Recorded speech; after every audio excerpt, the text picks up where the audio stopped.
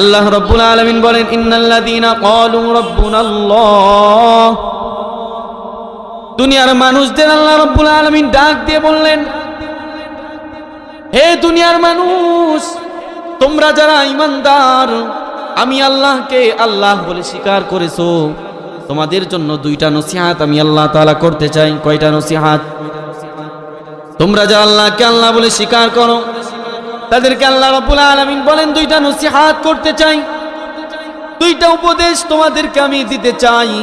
যদি এই দুইটা উপদেশ তোমরা পালন করতে পারো, পুঙ্খানুপুঙ্খানুভাবে অক্ষরে অক্ষরে তোমরা যদি পালন করতে পারো, রব্বুল আলামিন বলেন দুইটা আদেশ যদি তোমরা পালন করতে পারো, আমি রব্বুল আলামিন তোমাদেরকে বড় বড় দুইটা পুরস্কার দান করব। বলেন সুবহানাল্লাহ। রব্বুল আলামিন এখানে ঈমানদারদেরকে বলেছেন। অন্য এক জায়গায় আল্লাহ তাআলা বলেন, অন্য জায়গায় ইয়া আইয়ুহান নাস উবুদু রাব্বাকুমুল্লাযী খালাকাকুম। সূরা বাকারার মধ্যে আল্লাহ রাব্বুল আলামিন দুনিয়ার সমস্ত মানুষদেরকে ডাক দিয়ে বললেন, ইয়া আইয়ুহান নাস উবুদু রাব্বাকুমুল্লাযী খালাকাকুম। হে দুনিয়ার সকল মানুষেরা, দুনিয়ার হিন্দুদেরকে আল্লাহ তাআলা ডাক দিয়েছেন, খ্রিস্টানদেরকেও ডাক দিয়েছেন, বৌদ্ধদেরকেও আল্লাহ রাব্বুল আলামিন ডাক দিয়েছেন, নাস্তিকদেরকেও আল্লাহ তাআলা ডাক দিয়েছেন। সকল প্রকার মানুষকে, সকল দলের মানুষকে, সকল মতের মানুষকে আল্লাহ তাআলা ডাক দিয়ে বলেছেন, ইয়া আইয়ুহান নাস উবুদু রাব্বাকুমুল্লাযী খালাকাকুম। হে দুনিয়ার সকল মানুষেরা, তোমরা শুনে নাও, জেনে নাও, উবুদু রাব্বাকুম, তোমরা তোমাদের রবের ইবাদত করো। কার ইবাদত করতে বলেছেন? রবের ইবাদত করতে আল্লাহ রাব্বুল আলামিন বলেছেন। রব কিভাবে চিনবো? আল্লাহ তাআলা পরের অংশে বলেন, আল্লাযী খালাকাকুম, তিনি তোমাদেরকে সৃষ্টি করেছেন, তিনি হলো তোমাদের রব। সুতরাং যিনি তোমাদের সৃষ্টি করেছেন, ওই রবে তোমরা ইবাদত করো। সুতরাং রবের ইবাদত করার জন্য আল্লাহ তাআলা সকল মানুষকে বলেছেন, শুধু মুসলমানদেরকে বলে নাই, সকল প্রকার মানুষদেরকে বলেছেন, সকল ধর্মের মানুষদেরকে আল্লাহ তাআলা বলেছেন। কিন্তু এখানে আল্লাহ তাআলা বলেন সমস্ত মানুষদেরকে বলে নাই। ইন্নাল্লাযীনা ক্বালু রাব্বুনাল্লাহ, রব্বুল আলামিন বলেন তোমরা যারা আমি আল্লাহকে আল্লাহ বলে স্বীকার করেছো, স্বীকার উক্তি দিয়েছো, তোমরা শুনে নাও, জেনে নাও, কান খাড়া করে তোমরা শুনে নাও। তুম্মাস্তাকামু, শুধুমাত্র তোমরা যারা আল্লাহকে আল্লাহ বলে স্বীকার করেছো, আল্লাহকে আল্লাহ বলে স্বীকার করলেই হবে না। তুম্মাস্তাকামু, এই কথার উপরে, আল্লাহকে আল্লাহ বলে স্বীকার করার পরে এই কথার উপর ইস্তেকামত থাকতে হবে, অটল অবিচল থাকতে হবে। এই শর্ত হলো দুইটা। কঠিন নাকি সহজ? এক নম্বর শর্ত হলো আল্লাহকে আল্লাহ বলে স্বীকার করতে হবে। এক নম্বর শর্ত আমরা সকলেই পালন করেছি। আল্লাহকে আল্লাহ বলে স্বীকার করি কি করি না? জোরে বলেন, করি কি করি না? আমাদের রবকে, জোরে বলেন রবকে। আল্লাহ রাব্বুল আলামিন বলেন ইন্নাল্লাযীনা ক্বালু রাব্বুনাল্লাহ, তোমরা যারা বলেছো আমাদের রব আল্লাহ, একটা শর্ত আমাদের পালন হয়ে গিয়েছে। দুই নম্বর শর্তের কথা আল্লাহ তাআলা বলেন সুম্মাস্তাকামু, এই কথার উপরে তোমরা যে বলেছো আল্লাহ এক, এই কথার উপরে তোমাদেরকে অটল অবিচল থাকতে হবে। এই কথার উপরে আমরা অটল অবিচল আসি না? নাই, আসি, কিন্তু মাঝে মাঝে থাকি না। রব্বুল আলামিন বলেন ইন্নাল্লাযীনা ক্বালু রাব্বুনাল্লাহ সুম্মাস্তাকামু তাতানাজ্জালু আলাইহিমুল মালায়েকা আল্লা তাখাফু ওয়া লা তাহজানু ওয়া আবশিরু বিল জান্নাতিল্লাতী কুনতুম তুআদুন। আল্লাহু আকবার। আল্লাহ তাআলা দুইটা শর্ত দিয়েছেন। এক নম্বর শর্ত আল্লাহকে রব বলে স্বীকার করতে হবে। দুই নম্বর শর্তের কথা বলেছেন তুম্মাস্তাকামু, আল্লাহকে আল্লাহ বলে স্বীকার করার পরে তোমরা এর উপরে ইস্তেকামত থাকতে হবে, অটল থাকতে হবে, অবিচল থাকতে হবে। সুতরাং অটল অবিচল যখন থাকতে যাব, তখন আমাদের উপরে বিভিন্ন দিকের বালা মুসিবত আছে না? নাই, আছে না? আল্লাহকে আল্লাহ বলে স্বীকার করলে কোনো বালা মুসিবত আসবে না। কোরআন তারাবিতে পড়লে কোনো বালা মুসিবত আসবে না।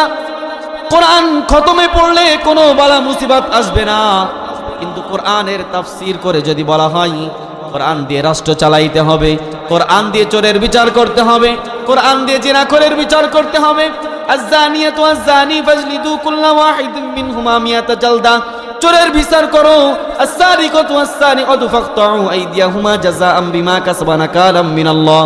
এরকম যখন বলা হবে তখন বলতে গেলেই বলবে হুজুরদের কথা শোনা যাবে না। কতক্ষণ ঠিক কিনা? সুতরাং এই অটল অবিচল থাকার ক্ষেত্রে কিন্তু আমরা পিছায় চলে গেলাম। কথা বুঝতেছেন তো? অটল অবিচল থাকতে গেলে বিপদ আপদ বালা মুসিবত আছে। শুধু এই জামানায় নয়, আল্লাহর নবী বিশ্ব নবী রাহমাতুল লিল আলামিন মক্কাতে যখন ইসলাম প্রচার করলেন 40 বছর যাবত আল্লাহর নবীকে কেউ কোনোদিন কোনো কটু কথা বলে নাই, কেউ কোনোদিন আল্লাহর নবীকে একটা আঘাত তারা করে নাই। আল্লাহর নবীকে তারা উপাধি দিয়েছিল আল আমিন উপাধি দিয়েছিল, সত্যবাদী উপাধি দিয়েছিল, তারা আমানতদার উপাধি দিয়েছিল। আল্লাহর রাসূলকে কোনোদিন আল্লাহর রাসূলকে তারা কষ্ট দেয় নাই, কোনোদিন আল্লাহর রাসূলকে তারা একটা নোকের আঁচল পর্যন্ত দেয় নাই।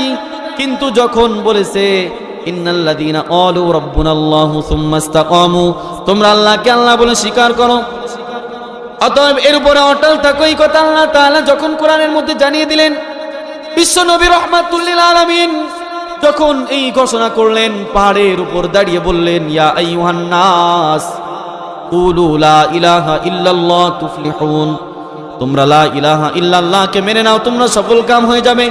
এই কথা তোমরা স্বীকার করে নাও, মেনে নাও, স্বীকার করে নাও। এই কথা যখন আল্লাহর নবী বিশ্ব নবী রাহমাতুল লিল আলামিন বলেছেন, তখন মানুষের মধ্যে বিভেদ আর বিভিন্ন রকম ষড়যন্ত্র শুরু হয়ে গিয়েছে। আল্লাহ নবীকে বলেছে মুহাম্মদ পাগল হয়ে গিয়েছে, নাউজুবিল্লাহ। হাল আনতা মাজনুন ইয়া মুহাম্মদ, হে মুহাম্মদ তুমি কি পাগল হয়ে গিয়েছো? কোন ধর্মের তুমি আমাদেরকে দাওয়াত দাও? তুমি কি তোমার বাপ দাদার ধর্মে চুলকালি লাগাইতে চাও? তুমি কি তাদেরকে গালমন্দ করতে চাও? তুমি কোন ধর্মের দাওয়াত দাও? আল্লাহর নবী বলে দিলেন, ইয়া আইয়ুহান নাস কুলু লা ইলাহা ইল্লাল্লাহ তুফলিহুন, তোমরা লা ইলাহা ইল্লাল্লাহ বলে নাও, স্বীকার করে নাও, তোমরা কামিয়াব হয়ে যাবে, সফল কাম হয়ে যাবে।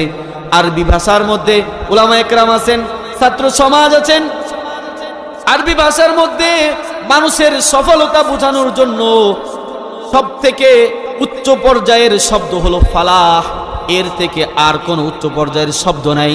আল্লাহ তাআলা এই উচ্চ পর্যায়ের শব্দটা ব্যবহার করেছেন, লা ইলাহা ইল্লাল্লাহ তুফলিহুন, তোমরা সফল কাম হয়ে যাবে, তোমরা তোমাদের জিন্দেগিতে সফলতা অর্জন করবে। সুতরাং তোমরা এটাকে স্বীকার করে নাও। যখন এই দাওয়াত দিয়েছেন, কিছু কিছু মানুষ ইসলাম ধর্ম গ্রহণ করেছেন। হযরত বেলাল রাদিয়াল্লাহু তাআলা ইসলাম ধর্ম গ্রহণ করেছেন, আবু বকর রাদিয়াল্লাহু তাআলা ইসলাম ধর্ম করেছেন, হযরত সুমাইয়া রাদিয়াল্লাহু তাআলা আনহা ইসলাম ধর্ম গ্রহণ করেছেন। কিন্তু তাদের এই ইসলাম ধর্ম গ্রহণ করার অপরাধে তাদেরকে শহীদ করা হয়েছে। সুতরাং আমাদেরকেও যদি শহীদ করা হয় তবুও কিন্তু ইসলাম ধর্ম ছাড়া যাবে না। যাবে? তাহলে অটল কোন পর্যন্ত থাকতে হবে বুঝতে পারতেছেন? মৃত্যু আসার আগ পর্যন্ত অটল থাকতে হবে। যদি মৃত্যু চলে আসে, জালিমের সামনে সত্য কথা, হক কথা বলতে হবে। যদিও সেই সময় মৃত্যু চলে আসে, মৃত্যু অপেক্ষা করে, মৃত্যুর ভয় করে কিন্তু কালিমা ত্যাগ করা যাবে না। যাবে? হযরত খাব্বাব রাদিয়াল্লাহু তাআলা আনহু শিক্ষা আমাদেরকে দিয়েছেন। হযরত ওমর রাদিয়াল্লাহু তাআলা আনহু যখন ইসলামের খলিফা নিযুক্ত হলেন, হযরত খাব্বাব রাদিয়াল্লাহু তাআলা আনহুর পাশে এইভাবে দাঁড়িয়ে আছেন। হযরত খাব্বাব রাদিয়াল্লাহু তাআলা আনহুর গায়ে হাত দিলেন ওমর রাদিয়াল্লাহু তাআলা আনহু। হাত দেওয়ার পরে দেখলেন হাতটা তার পিঠের মধ্যে ঢুকে যায়। হযরত ওমর রাদিয়াল্লাহু তাআলা আনহু বলেন, খাব্বাব কি ব্যাপার, তোমার পিঠের মধ্যে আমার হাত কেন চলে যায়? আঙ্গুল কেন তোমার পিঠের মধ্যে চলে যায়? হযরত খাব্বাব রাদিয়াল্লাহু তাআলা আনহুকে বলেন, খাব্বাব তোমার কি কখনো কুষ্ঠ রোগ হয়েছিল? তোমার কি কখনো কুষ্ঠ রোগ হয়েছিল? তোমার চামড়াগুলো এরকম ভাবে দলা হয়ে গিয়েছে, পিঠের মধ্যে ছিদ্র হয়ে গিয়েছে।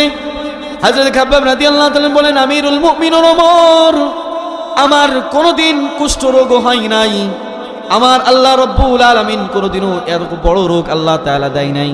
বলে কিভাবে তোমার পিঠটা ছিদ্র হয়ে গিয়েছে? কিভাবে? তোমার কোমরের মধ্যে গোশত নাই কেন? হযরত খাব্বাব রাদিয়াল্লাহু তাআলা আনহু বলেন, আমিরুল মুমিনিন ওমর, আমি যখন ইসলাম ধর্ম গ্রহণ করেছিলাম, মুসলমান হয়েছিলাম, আকায়ে নামদার তাজেদের মদিনা সাইয়্যিদিনা মুহাম্মদ রাসূলুল্লাহ সাল্লাল্লাহু আলাইহি ওয়াসাল্লামের হাতে হাত রেখে যখন ইসলাম ধর্ম গ্রহণ করেছিলাম, মক্কার কাফিররা আমাকে বলল, খাব্বাব, মুহাম্মাদের ধর্ম ছেড়ে দাও। আমি বললাম, মুহাম্মাদের ধর্ম ছাড়বো না।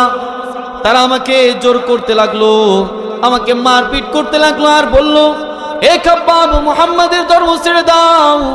আমি বললাম, জীবন চলে গেলেও না, না, মুহাম্মাদের ধর্ম আমি ছাড়তে পারবো না। শুনতেছেন তো?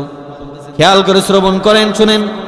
হযরত খাব্বাব রাদিয়াল্লাহু তাআলা বলেন, আমিরুল মুমিনিন ওমর, আমি ইসলাম ধর্ম ত্যাগ করি নাই। তারা আমাকে উত্তপ্ত গরম বালুর মধ্যে নিয়ে গিয়েছে, উত্তপ্ত গরম বালুর মধ্যে নিয়ে, যে মরুভূমির মধ্যে উত্তপ্ত গরম বালু। আমি কামারের কাজ করতাম, সেখান থেকে আগুনের কয়লার অঙ্গারগুলো তুলেছে, কয়লার অঙ্গারগুলো ওই বালুর মধ্যে রেখেছে, সুন্দর করে বিছিয়ে আমার 4 হাত পা বেঁধে ওই কয়লার অঙ্গারের পরে আমাকে চিৎ করে শুয়ে দিয়েছে। শুধু চিৎ করে শোয়া দেয় নাই, চিৎ করে শোয়ানোর পরে আমি যেন নড়াচড়া না করতে পারি, আমার বুকের উপরে ভারী একটা পাথর দিয়ে দিয়েছে। আমি যেন চিৎকার না করতে পারি, আমি যেন নড়াচড়া না করতে পারি, এই জন্য আমার বুকের উপরে একটা পাথর দিয়ে দিয়েছে। আমার ওই কয়লার অঙ্গারে পিঠের চামড়াগুলো পোড়ার শব্দ আমি শুনতে পাচ্ছিলাম। কয়লার অঙ্গারে আমার পিঠের চামড়াগুলো গলে গলে কয়লা আবার লিভে যায়, ওরা আবার নতুন করে আবার ওই জ্বলন্ত কয়লাগুলো আবার নিচে নিয়ে এসে দেয়, আবার আমার পিঠের চামড়াগুলো পুড়ে যায়। এমন ভাবে পুড়তে পুড়তে এক সময় ওই কয়লা পুড়ে পুড়ে আমার পিঠের মধ্যে ছিদ্র হয়ে গিয়েছে। এটা কোনো কুষ্ঠরোগের দাগ নয় ওমর, এটা হলো কাফেরদের দ্বারা নির্যাতিত আমার ওমর। ওই এমন নির্যাতন সহ্য করেছি, কিন্তু দ্বীনের উপরে ইস্তেকামাত থেকেছি, আমি দ্বীন থেকে বিমুখ হই নাই। আল্লাহু আকবার! কেমন ঈমান ছিল তাদের! হযরত খাব্বাব রাদিয়াল্লাহু তাআলা বলেন, আমিরুল মুমিনিন শুধু তাই নয়, এর থেকে আরো কঠিন কষ্ট তারা আমাকে দিয়েছে। হযরত আমিরুল মুমিনিন বলেন, খাব্বাব, এর থেকে আর কি বড় কষ্ট আছে? হযরতে খাব্বাব রাদিয়াল্লাহু তাআলা বলেন, আমিরুল মুমিনিন ওমর, তারা আমাকে এখান থেকে দিয়ে ক্ষান্ত হয় নাই, আমি তারপরও ইসলাম থেকে বিমুখ হয় নাই, ইস্তেকামাতের সাথে দৃঢ়তার সাথে ছিলাম। আমি বলেছিলাম, আল্লাহকে রব বলে স্বীকার করেছি, মুহাম্মাদুর রাসূলুল্লাহ সাল্লাল্লাহু আলাইহি ওয়াসাল্লামকে দ্বীনের পয়গম্বর নবী হিসেবে সাক্ষ্য দিয়েছি। সুতরাং এই দ্বীন আমি আর ত্যাগ করতে পারবো না, এই দ্বীন আমি ছেড়ে দিতে পারবো না। যদি আমার জীবন চলে যায়, যদি আমি শহীদ হয়ে যাই, তবু ওই দিন থেকে আমি এক পাও পিছু হাঁটতে পারবো না। হযরত খাব্বাব রাদিয়াল্লাহু তাআলা বলেন, আমিরুল মুমিনিন, এরপর তারা আমাকে পাহাড়ের পাদদেশে নিয়ে গিয়েছে। পাহাড়ের পাদদেশে নিয়ে যে পাহাড়ের মধ্যে এক রকমের কাঁটাদার বৃক্ষ হয়, ওই কাঁটাদার বৃক্ষের কাছে নিয়ে যে বলেছে, খাব্বাব, এই দেখ, এই কাঁটাদার বৃক্ষ দেখ, যদি তুই ইসলাম না ছেড়ে দিস, এই কাঁটাদার বৃক্ষের কিন্তু এই কাঁটাগুলো ধরে ধরে তোর গায়ের মধ্যে ফুটিয়ে দেব, জিহ্বার মধ্যে ফুটিয়ে দেব। এরকম ভাবে তারা আমাকে ভয় দেখিয়েছে, হুমকি দিয়েছে, কিন্তু আমি কালিমা ছাড়ি নাই। আমিরুল মুমিনিন ওমর, তারা সত্যি সত্যি আমার হাত পা গুলো বেঁধে পাহাড়ের ওই কাঁটাদার বৃক্ষের কাঁটাগুলো ছিঁড়ে ছিঁড়ে আমার জিহ্বার মধ্যে টান দিয়ে দিয়ে ওই কাঁটাগুলো আমার জিহ্বার মধ্যে ঢুকিয়ে দিয়েছে। আমিরুল মুমিনিন ওমর, আমি ওই কষ্টগুলো সহ্য করেছিলাম। আপনি দেখেন, আমার জিহ্বাটার মধ্যে অতিরিক্ত একটা গোশতের টুকরা, এই যে আমার জিহ্বার মধ্যে একটা অতিরিক্ত গোশতের যে টুকরা দেখতেছেন, এটা কোনো রোগের কারণে নাই। কাফেররা আমাকে নিয়ে যে ওই কাঁটাদার বৃক্ষের কাঁটাগুলো ছিঁড়ে ছিঁড়ে আমার জিহ্বার মধ্যে দিয়ে দিয়েছে। আপনি দেখেন, এই কষ্ট আমি সহ্য করেছিলাম। আমি মালিকের দিকে তাকিয়ে, আসমানের দিকে তাকিয়ে আসমানের রবকে ডাক দিয়ে বলেছিলাম, ইয়া রাব্বাল আলামিন, এই কষ্ট নির্যাতন শুধুমাত্র আমি ইসলামের জন্য সহ্য করতেছি, কেননা আমি একজন মুসলমান, মৃত্যুবরণ করব, মৃত্যুর পরে আমার জান্নাত আছে। ওই জান্নাত পেয়ে গেলে এই কোনো কষ্ট থাকবে না। আমি দুনিয়ার এই সামান্য কষ্ট সহ্য করতে পারি, কিন্তু আমি আপনাকে যে রব বলে স্বীকার করেছি, এই রব থেকে আমি কখনো নাকচ করতে পারি না। আল্লাহু আকবার। কেমন ইমানদার তারা ছিলেন। আর আমাদেরকে যদি দুইটা থাপ্পড় মারা হয়, আমরা বলবো যে ঠিক আছে চলে গেলাম, কালকে থেকে আমি আর এই দলে নাই, আমি হাঁটলাম অন্যদিকে, আমি আর হুজুরদের সাথে থাকবো না। বাস্তবতা এটা কিনা? সাহাবা ইকরাম রাদিয়াল্লাহু তাআলা আনহুম কেমন কষ্ট করেছেন। হযরতে খাব্বাব রাদিয়াল্লাহু তাআলা আনহুর ঘটনায় শুধু ঘান্ত নাই, হযরতে খুবাইব রাদিয়াল্লাহু তাআলা আনহুকে দুই পা চিরে দিয়েছেন, দুই ঘোড়া দুই দিকে চালিয়ে দিয়েছেন, দুইটা টুকরা আলাদা হয়ে গিয়েছে। তারপরে হযরতে খুবাইব রাদিয়াল্লাহু তাআলা আনহু ইসলাম ত্যাগ করে নাই। কিন্তু আজকে আমরা মুসলমান জাতি, বাপদাদার সূত্রে মুসলমান, 14 পুরুষ মুসলমান, এরপরেও আমরা আজকে মুসলমান জাতি সামান্য একটা বিরানির লোভে অন্য দলে চলে যাই, সামান্য একটা বিরানির লোভে আলেমদের বিরুদ্ধে মিছিল করতে চলে যাই। কতক্ষণ ঠিক কিনা? এক প্যাকেট বিরানির লোভে আমরা চলে যাই উলামা ইকরামের বিপক্ষে দাঁড়ানোর জন্য। শুনে রাখেন, কাল কিয়ামতের ময়দানে আল্লাহ রাব্বুল আলামিনের কাছে আপনি জবাবদিহিতা কি করবেন? আজকে আমরা মুসলমানের সন্তান বলে পরিচয় দেই, কোনো ইস্তেকামাত নেই। আমরা আল্লাহকে আল্লাহ বলে স্বীকার করেছি, এটা ঠিক আছে, শর্ত একটা। 2 নম্বর শর্ত সুম্মাস্তাকামু, এই সুম্মাস্তাকামুর উপরে আমরা নাই। যদি এই সুম্মাস্তাকামু এর উপরে অটল অবিচল যদি আমরা না থাকতে পারি দ্বীনের উপরে, তাহলে আমাদেরকে আল্লাহ পাক রব্বুল আলামিন পুরস্কার দিবেন। পুরস্কার কয়টা? পুরস্কার 2টার কথা কিন্তু এখনো বলে নাই। আল্লাহ তাআলা বলেন, তাতানাজ্জালু আলাইহিমুল মালাইকা।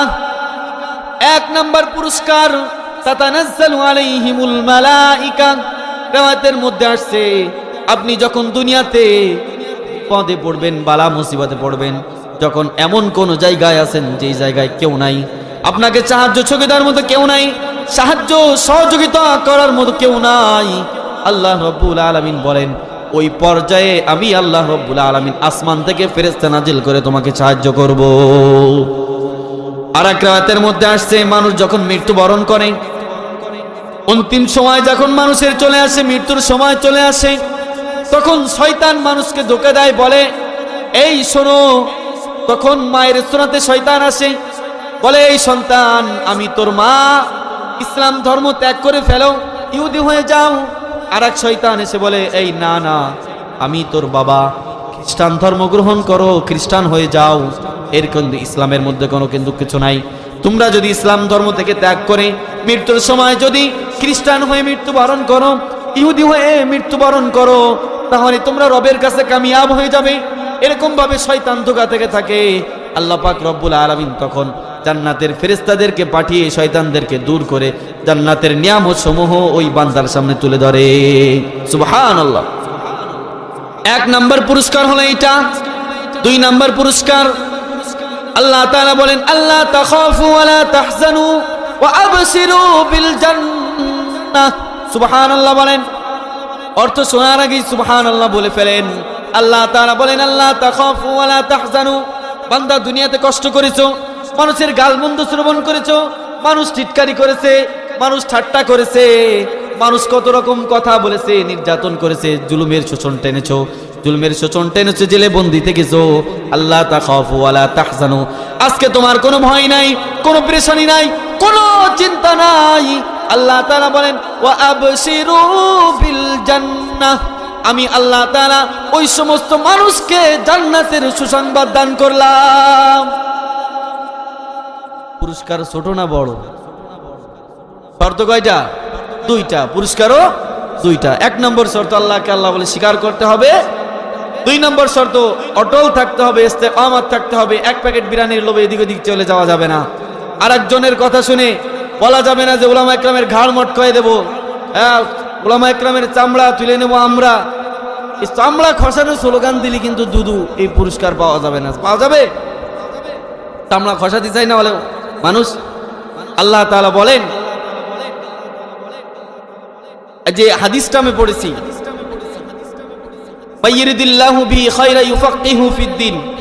এর সংক্ষেপে যে আয়াতটা পড়েছি, ওমা ইউতাল হিকমাতা ফাকাদ উতিয়া খায়রান কাসীরা, তাকে ইলম হিকমত দান করা হয়েছে, তাকে সর্বাগ্য কল্যাণ দান করা হয়েছে, হ্যাঁ, অসংখ্য অগণিত খয়ের বরকত কল্যাণ তাকে দান করা হয়েছে।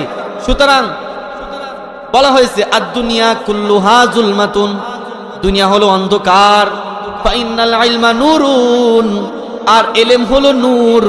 সুতরাং দুনিয়াতে চলতে গেলে আলো লাগবে, অন্ধকারের মধ্যে আলো লাগে, অন্ধকারের মধ্যে পথ চলতে আলোর দরকার আছে না নাই? অন্ধকারের মধ্যে পথ চলতে গেলে আলোর দরকার আছে, হয় লাইটের দরকার আছে, নাই যার কাছে লাইট আছে তার পিছন পিছন চলতে হবে, কথা বলেন ঠিক কিনা? না হলে গোনালি কোন খানার মধ্যে পড়ে যাবেন, গর্তের মধ্যে পড়ে যাবেন, বুঝতে পারবেন না। হয় লাইট আলার সাথে চলতে হবে, নাই নিজে লাইট কিনে চারবার চলতে হবে।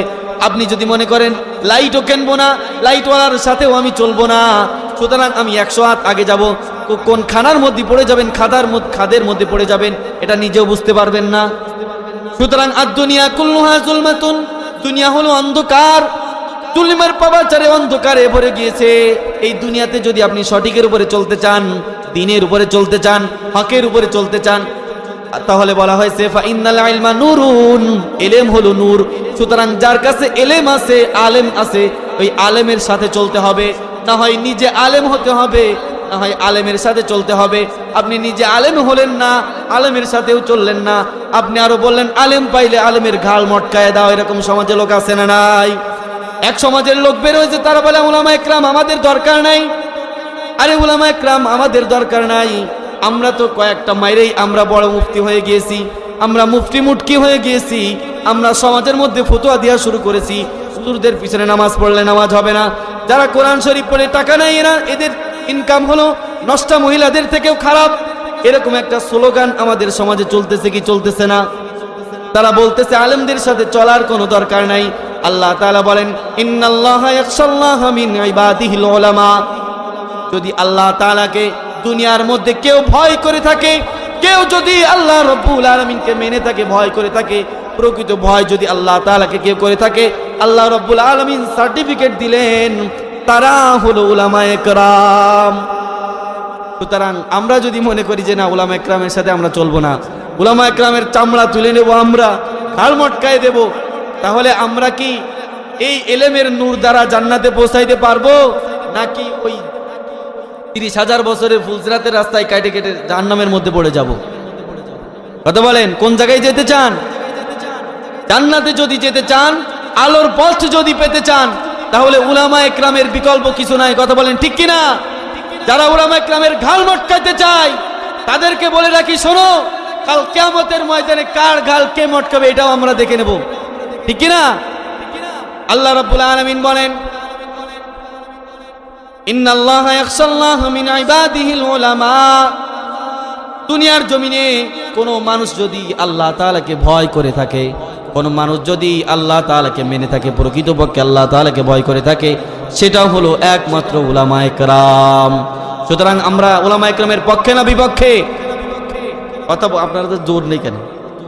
খুলনার মানুষ, খুলনায় এত আলেম, এত মাদ্রাসা, দারুল উলুম মাদ্রাসা, মারকাজুল উলুম মাদ্রাসা, জামালুল কোরআন মাদ্রাসা, শাহজিয়াড়া মাদ্রাসা, আপনাদের খুলনায় তো আলেম আর আলেম, আলেমের শহর তো খুলনা।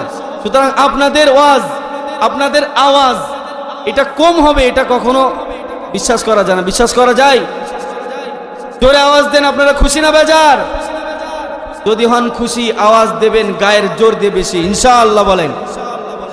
যে কথা বলতেছিলাম, যদি জান্নাত পেতে চাই তাহলে 2টা শর্ত মানতে হবে, আর এই 2টা শর্ত মানতে গেলে কিছু বিপদ আপদ বালা মুসিবত আসবে, আসবে না? আল্লাহ তাআলা বলেন ওয়ালাকিসিম মিনাল আমওয়ালি ওয়াল আনফুসি ওয়াস সামারাত ওয়াবাশশিরিস সাবিরিন। আল্লাহ তাআলা বলেন তোমরা শুধুমাত্র মুখে মুখে ঈমানদার দাবি করলে আমি তোমাদেরকে ছেড়ে দেব না। আমি আল্লাহ তাআলা বলেন ওয়ানাকিসিম মিনাল আমওয়ালি ওয়াল আনফুসি ওয়াস সামারাত, আমি আল্লাহ তাআলা তোমাদের মাল ছিনিয়ে নিয়ে তোমাদেরকে পরীক্ষা করব, তোমাদেরকে ক্ষুধার্ত দিয়ে তোমাদেরকে পরীক্ষা করব, তোমাদের রিজিক কমি দিয়ে তোমাদেরকে পরীক্ষা করব, তোমাদের সন্তান দিয়ে তোমাদেরকে পরীক্ষা করব।